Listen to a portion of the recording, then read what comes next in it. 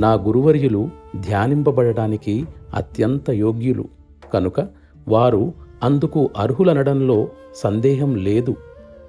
ఆయన సంపూర్ణంగా అహంకార భావాలు, కోరికలు, ప్రాపంచిక బంధాల నుండి విముక్తిని పొందిన ఆత్మనిష్ఠులు.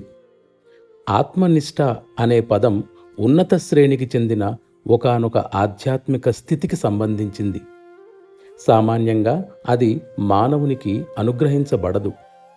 ఈ కారణంగానే నేను ఆయనను సాధ్యమైనంత గాఢంగా ప్రేమించాను. సంపూర్ణంగా ఆయనలో నన్ను నేను లయం చేసుకోవడానికి హృదయపూర్వకంగా ప్రయత్నించాను.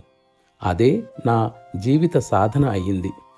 దానికి కారణం అద్వితీయుడు, సాటిలేనివాడు అయినటువంటి గురువర్యుని నేను పొందాను.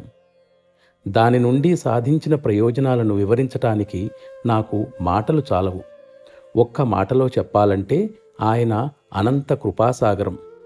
అందులోనే మనమందరం లీనం కావాలి.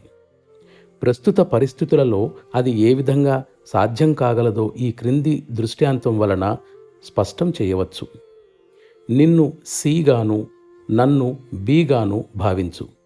ఇప్పుడు సి అనే వ్యక్తి బిలో లయం కాగా బి అప్పటికే ఏ అనే వ్యక్తిలో లయమై ఉన్నాడు. దానివల్ల అప్పుడు సి అంతిమ లక్ష్యమైన ఏలో లయాన్ని సాధించినట్లు కాదా?